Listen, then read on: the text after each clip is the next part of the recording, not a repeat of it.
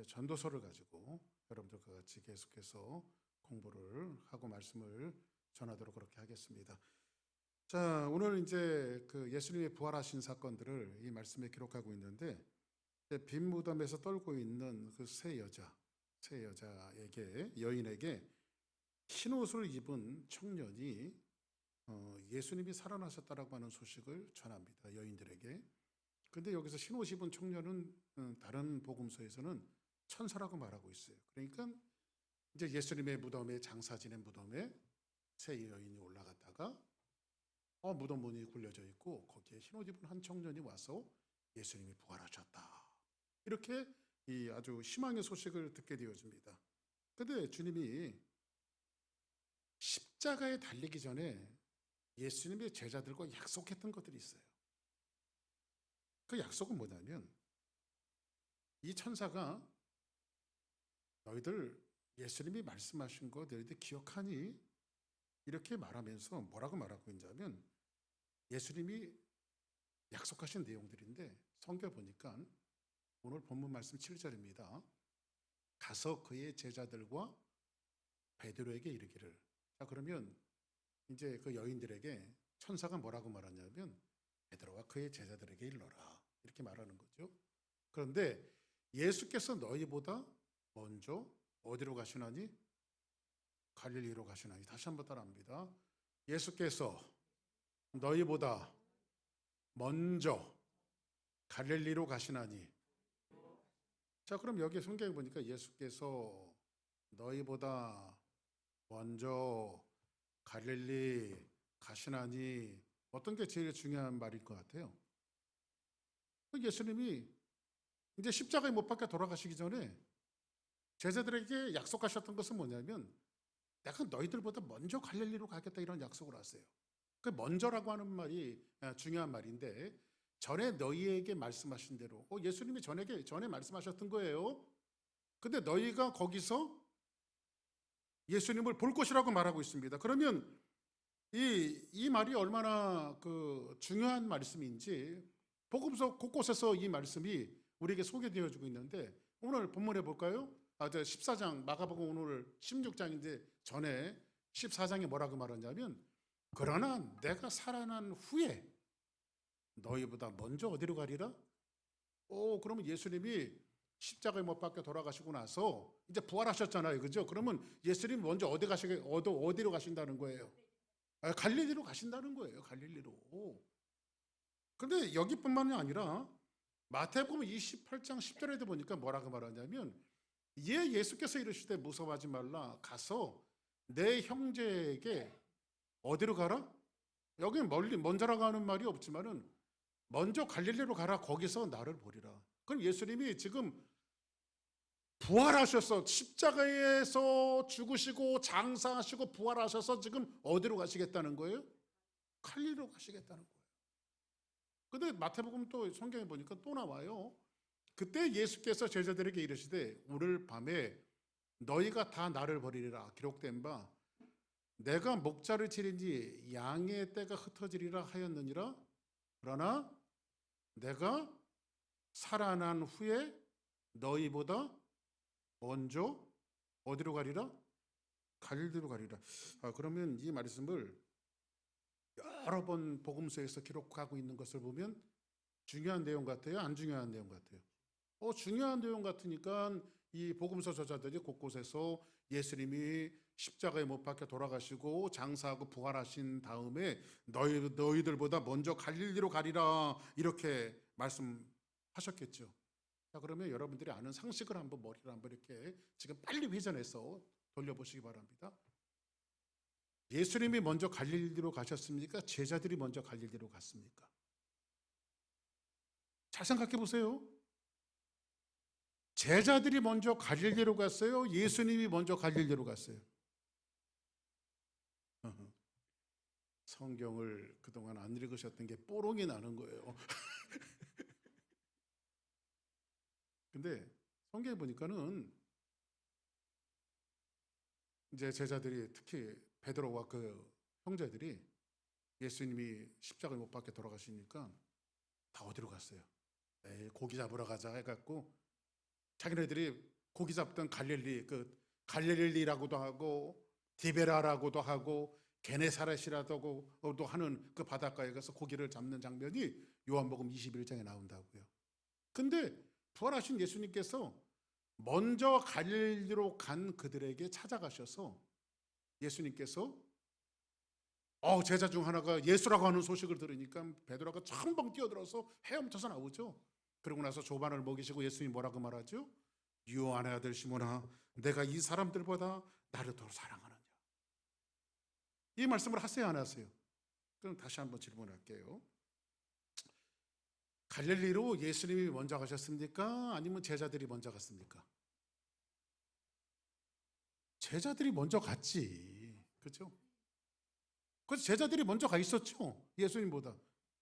자, 그러면 부활하신 예수님께서 왜 약속을 안 지켰죠? 내가 너희들보다 먼저 갈릴리로 가리라 이렇게 말했는데 왜 제자들이 먼저 갈릴리로 가 있었을까요?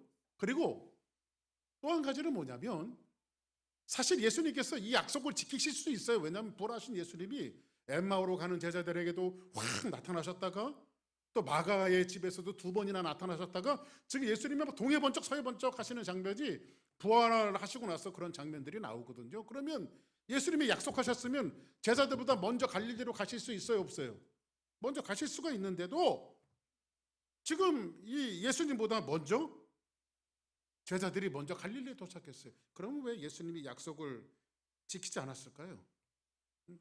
내가 너희들보다 먼저 갈릴리로 가리라고 말씀하시 먼저라고 하는 말을 굳이 써 가시면서 내가 갈릴리로 먼저 가겠다라고 말씀하셨는데 왜 예수님께서는 이 약속을 지키지 않았을까?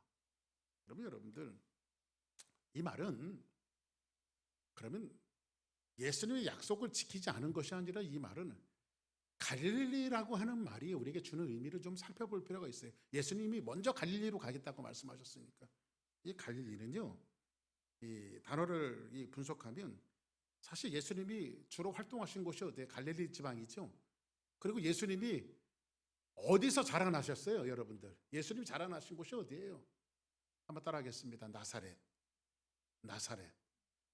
예수님은 베들레헴에서 태어나셨지만은 자라나신 것은 나사렛에서 자라나셨어요. 예? 근데 요 나사렛이 어디에 있냐면 바로 갈릴리 지방에 나사렛이 있어요.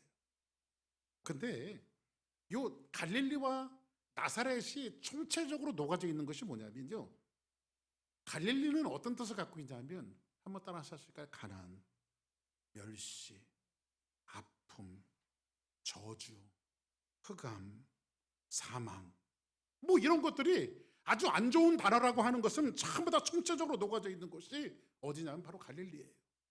근데 그 갈릴리 지방에서도 가장 안 좋은 곳이 어디냐면요, 바로 나사렛이에요. 제가 아침에도 일베배 드리면서 잠깐 생각나서 말씀드렸는데 저희 어릴 때는요, 애들하고 막 막 장난치다가 이제 마음이 좀 상하잖아요. 그러면 아주 욕 비슷하게 한 게 있습니다. 그게 뭐냐면 너는 난지도나 가서 살아라 그랬어요. 난지도가 뭔지 아시죠? 쓰레기 매립장이 난지도예요. 쓰레기.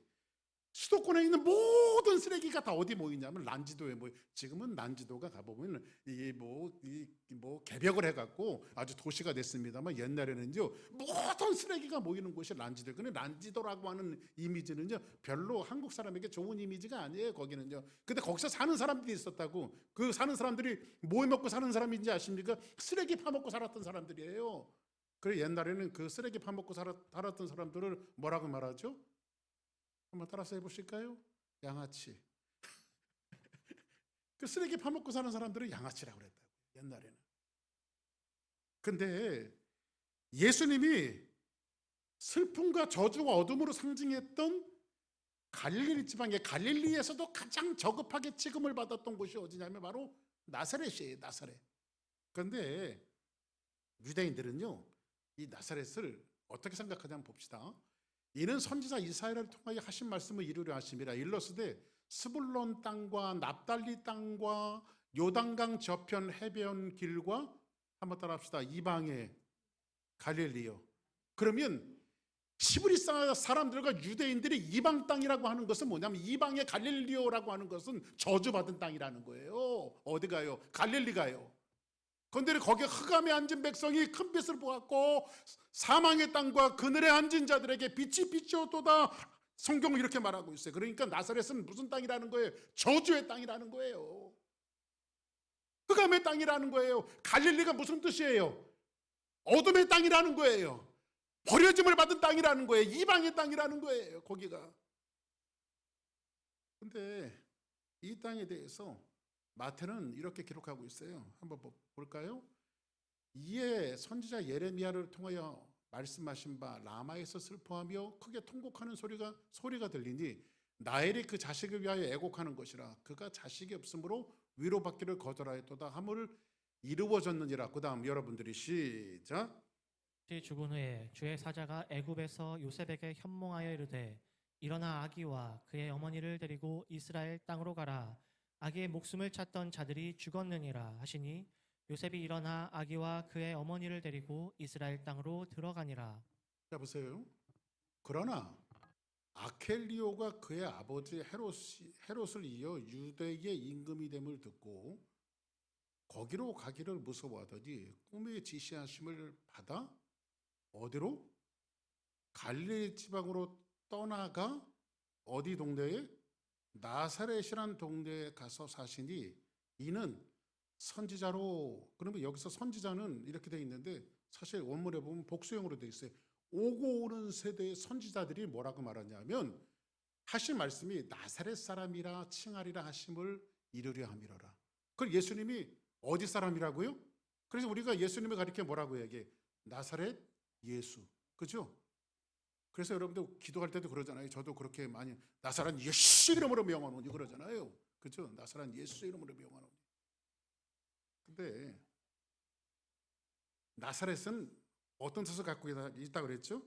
가난, 멸시, 아픔, 저주, 흑암, 사망, 어두움, 그늘, 이 모든 것들이 상징적으로 표현되어져 있는 곳인데 한 가지 좀 안타까운 게 있습니다.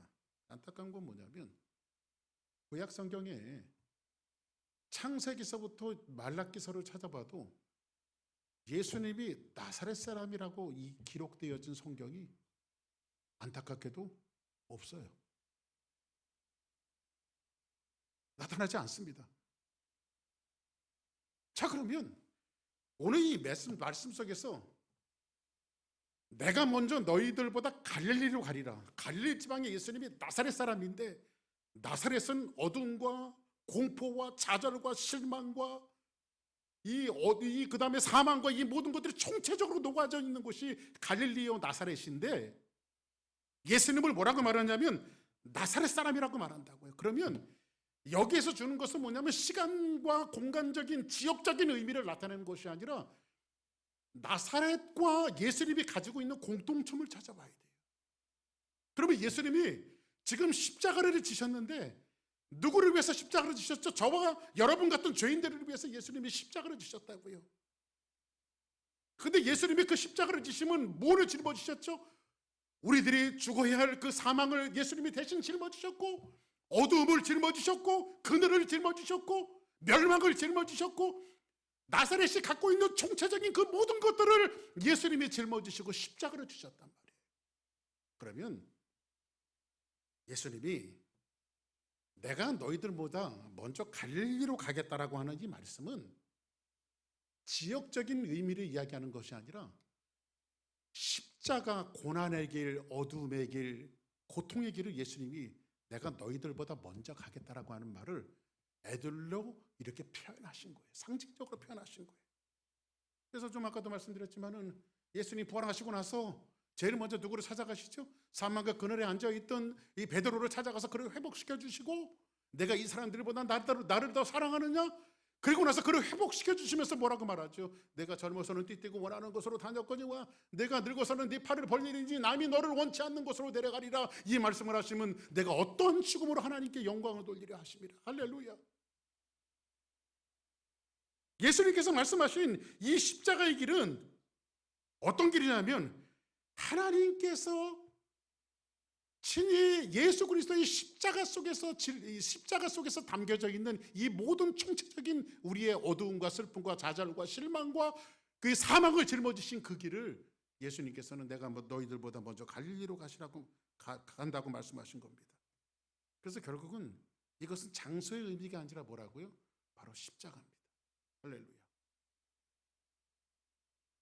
그래서 그 말을 성경은 예수님께서 갈릴리로 가셨다라고 우리에게 표현하신 겁니다. 그리고 나서 예수님 뭐라고 말하죠? 거기서 만나자고 말합니다. 거기서 만나자. 갈릴리에서 만나자. 즉 이 말은 어디에서 만나자는 거예요? 십자가에서 만나자는 거예요. 십자가에서. 예수님께서 자기를 따라다니는 모든 사람에게 뭐라고 말씀하십니까? 누구든지 나를 따라오려거든 뭘 지고 자기 십자가를 지고 나를 쫓을 것이니라.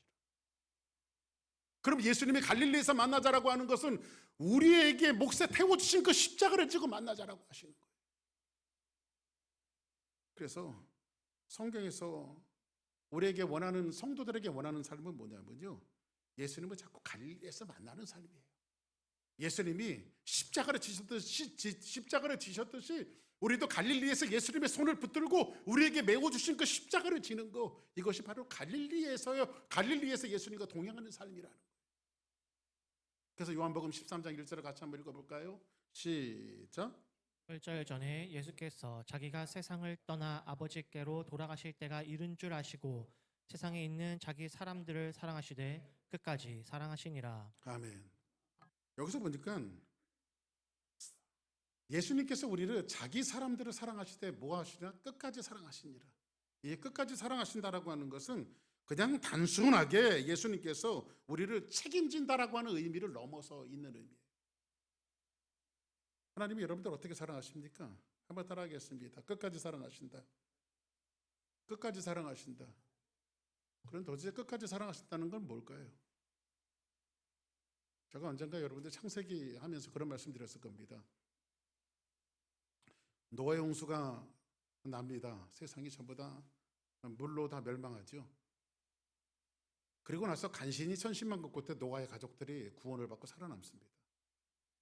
그리고 그들이 땅을 밟고 하나님 앞에 제사를 드리고 나서, 아마 여러분들 요즘에 사이칼라지 쪽에서 가장 많이 반복되어지는 단어가 아마 트라우마일 겁니다. 트라우마. 그 트라우마 신드롬까지 생겼으니까. 근데 여러분들도 한두 가지 정도는 트라우마가 있지 않습니까? 그렇죠?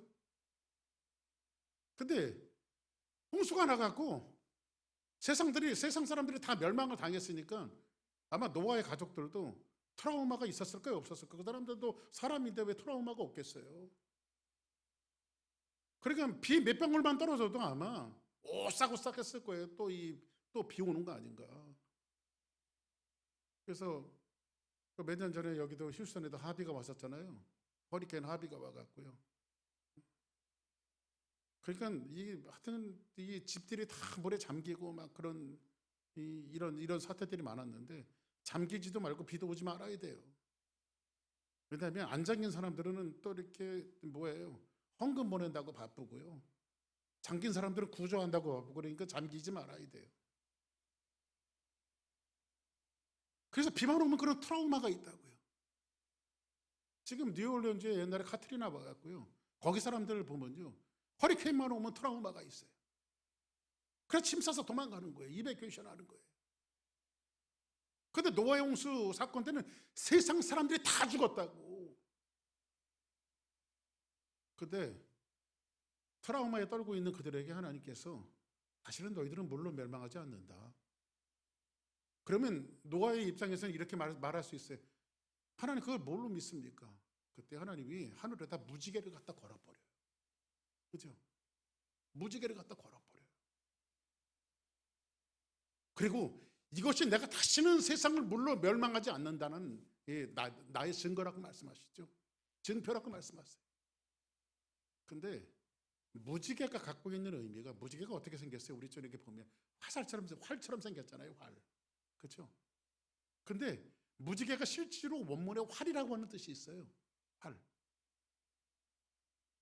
근데 이 활이 성경 곳곳에서 하나님을 용사로 표현하는데 우리를 도우시는 하나님이 뭐로 표현하냐면 용사로 표현하는데 그 용사이신 하나님이 꼭 가지고 싸우시는 무기가 있는데 그게 활이더라고.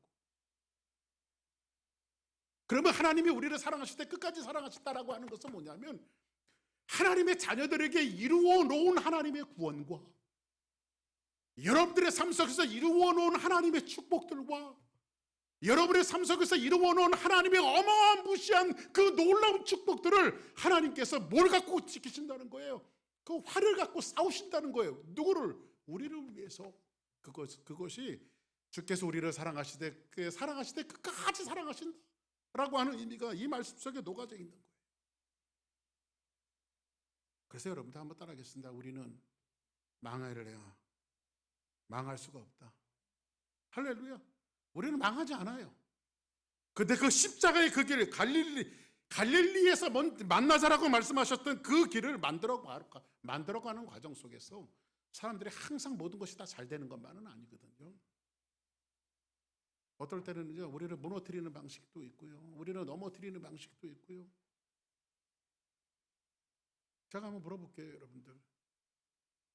예수 믿으면 다 부자 됩니까? 예수 믿으면 다 돈 잘 법니까?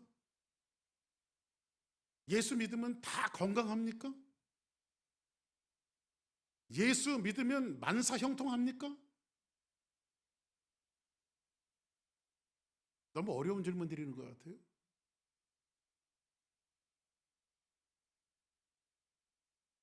십자가를 진다라고 하는 것은 바로 그겁니다.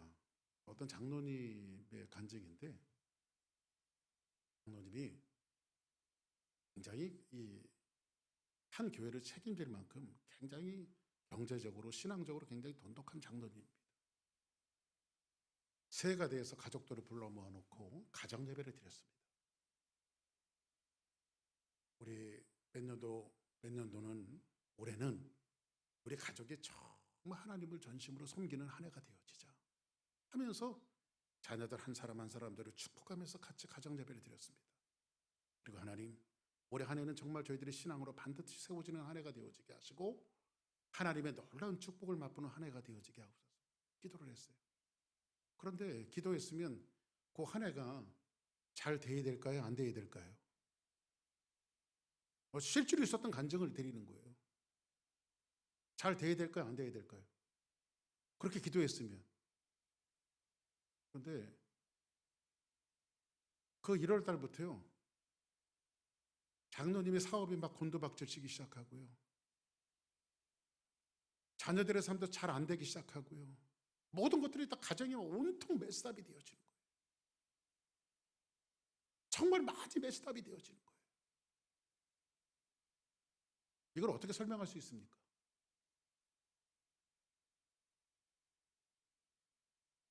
저는 목사인데도 이렇게 첫 번째 딱 예배를 드리고 한 해 지나면서 곤두박질 치고 밑바닥까지 내려가면요, 이 진짜 하나님 진짜 왜 그러십니까? 도대체 왜 나만 갖고 그럽니까? 하나님 앞에 저는 원망할 것 같아요. 하나님 앞에.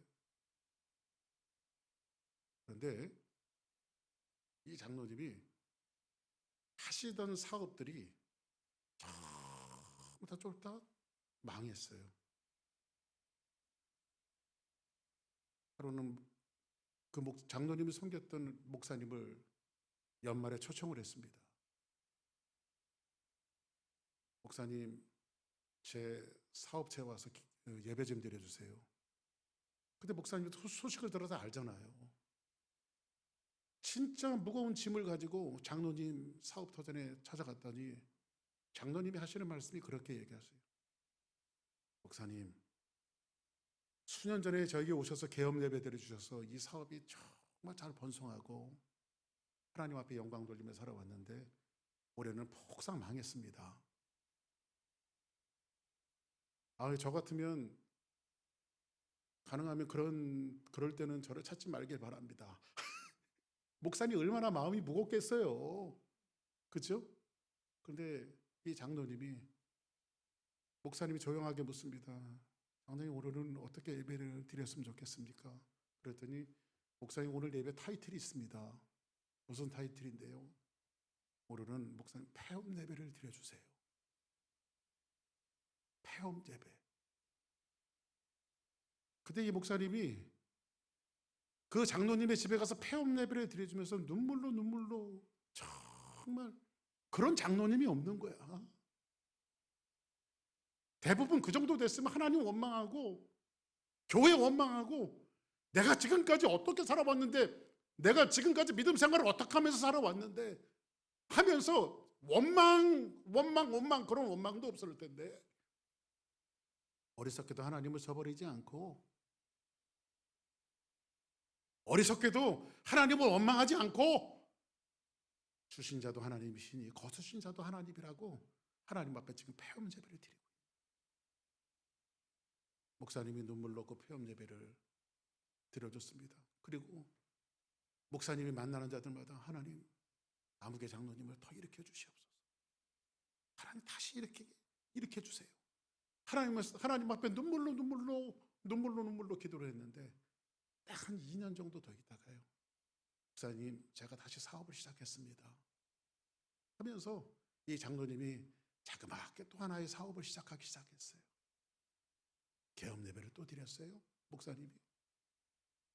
근데 두 번째는 사업이 또 옛날처럼 너무너무 잘 되어지는 거예요. 그런데 한번 따라하겠어, 신앙생활은 전하고 똑같이.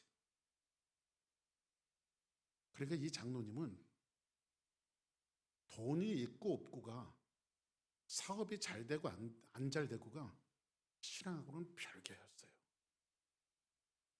있어도 하나님을 잘 섬겼고 없어도 하나님을 잘 섬겼고, 바닥까지 내려가도 하나님을 사랑하는 그 열정에서 식지 않았고, 또 하나님이 다시 많이 축복해줘도 그 하나님을 다시 버리지 않았어요. 거들먹거리지도 않았어요. 이게 뭔지 아십니까? 예수님이 제자들에게 말씀하십니다. 내가 너희들보다 먼저 갈릴리로 가기를. 갈릴리의 오욕과 어두움과 사망과 그 모든 것들을 짊어지고 내가 십자가의 길을 먼저 갈 것이다. 그리고 제자들에게 초청하십니다. 너희들도 갈릴리에서 만나자. 내가 이 십자가를 진 것처럼 내 손을 붙들고 너희 각자에게 매우 주신 사명을 있으나 없으나 즐거우나 슬프나 이것을 같이 짊어지고 갈 수 있는 사람이 없지 하면서 예수님은 우리에게 초청하시는 거예요. 나이가, 언젠가도 말씀드렸지만은 나이가 들면요, 모든 것을 평준화를 갖고 옵니다. 좀 연세 드신 분들한테 죄송한 말인지 모르지만 거의 언어의 평준화를 갖고 와요. 많이 배웠던 적게 배웠던 거의 언어의 평준화를 갖고 와요. 그런데 또 하나의 평준화를 갖고 오는 게 뭐냐면 외모의 평준화를 갖고 와요. 젊었을 때 훈치하게 잘생긴 사람도, 젊었을 때 절세 미인도 뭐 이렇게 연세가 많이 들면 이쁜 사람 안 이쁜 사람 별로 구분이 없어요. 제가 한 얘기가 아니고 어떤 분이 한 얘기, 제가 보니까 맞는 것 같아요, 평준화가. 근데 나이가 들면 한 가지 있는 사람들이 있더라고요. 뭔지 아십니까? 한번 따라하겠습니다. 매력 있는 사람. 뭐한 사람이요? 매력 있는 사람. 이게 세상적인 매력이 아니라 교회에서 신앙생활하면서 어떤 분들은 매력을 가지는 사람들이 있는데 그의 모습에서 주님의 모습이 보이고, 그의 옆모습도 주님 모습 같고, 모양도 예수님의 모양이 그에게 보이고, 향기도 예수님의 향기가 나는 그 사람이 바로 매력 있는 사람이에요. 오늘 말씀을 정리하면서 예수님이 십자가를 치시기 전에 제자들을 향해서 뭐라고 말씀하신다고요? 내가 살아난 후에 먼저 갈릴리로 가리라. 내가 먼저 갈릴리로 가는데, 갈릴리는 뭐예요? 어둠과 사망과 그 모든 것들을 짊어지고 십자가를 지고 가는데, 너희들도 갈릴리에서 만나서 내가 그 십자가를 지었듯이 같이 그 십자가를 질 수 있냐고 우리에게 초청하시는 그 말씀을 여러분들 잘 받아들였어. 저와 여러분들이 정말 갈릴리에서 예수님의 손을 붙들고 여러분 각자 한 사람 한 사람에게 메워주신 그 사명을 붙들고 십자가를 붙들고 하나님 앞에 영광 올려드리는 복된 모습이 있기를 주의 이름으로 간절히 축복합니다. 우리 다 같이 자리에서 일어나시겠습니다.